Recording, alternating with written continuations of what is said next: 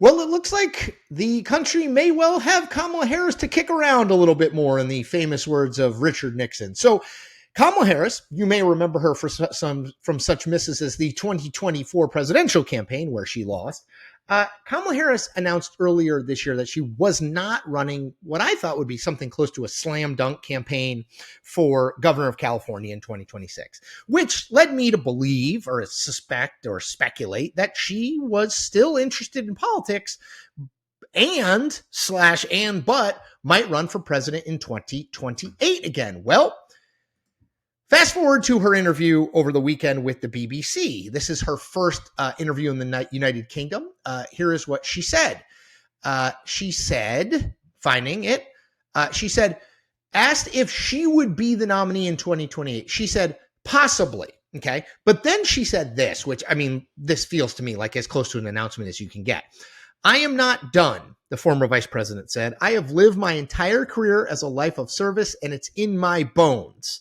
Now, they asked her about the polls and, where she should. She said, quote, if I listened to polls, I would not have run for my first office or my second office, and I certainly wouldn't be sitting here. Okay.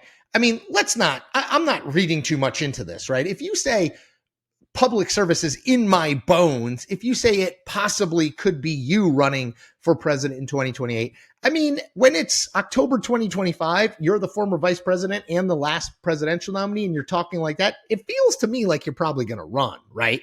I think that would be a mistake. So regular readers and watchers of me know that I've written and talked about the fact that I do not think Kamala Harris acquitted herself particularly well as a candidate. In her 107 days as a candidate in the general election last time. Now, that doesn't mean she was in an easy spot. She was in an almost impossible spot. I think if you are doing a blame pie for the 2024 election, Joe Biden gets more blame than does Kamala Harris. But it also means that she just has never, in my mind, proven herself to be a particularly skillful candidate. When she first ran for attorney general in California in 2010, she very narrowly won in California in a general election. Since then, she's really been unchallenged until 2024, right? She ran in the 2020 Democratic primary for president. She dropped out in 2019 because she didn't do a very good job as a candidate. In 2024, she didn't really run for the nomination. She was just kind of given it because of the circumstances. And then she proved in the general election that she was not someone that people wanted more than they wanted Donald Trump. Donald Trump won the popular vote. Donald Trump won also 7 swing states. So to me, if I'm Democrats, I am not, like Democrats who are aiming at winning the White House back, I am not enthusiastic about Kamala Harris's interview with the BBC, because it seems to me it's her signaling that she's running. Where does she fit into the race? She's near the top.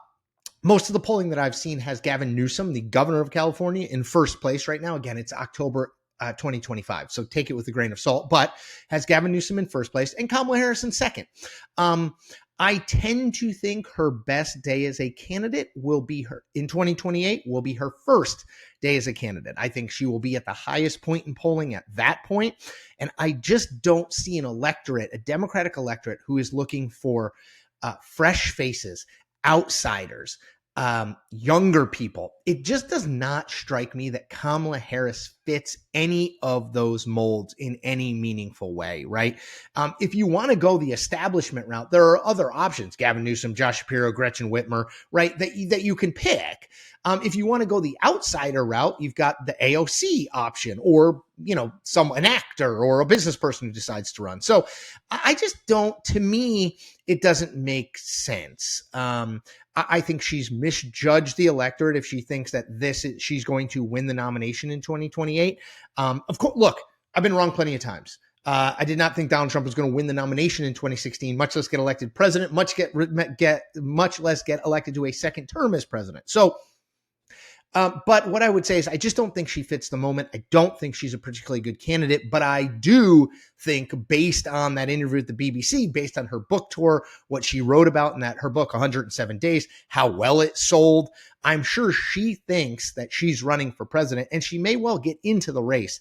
I just think she has long odds to be the nominee. And I think if you're a Democrat who is focused on winning the White House, you don't have a horse in the race, but you just want to win the White House, Kamala Harris, the prospect of another Kamala Harris bid does not get you excited. As always, I ask you to do one thing, which is just hit that subscribe button for me. It'll get you free content content every single day and help me grow as an independent news creator. Thanks and take care.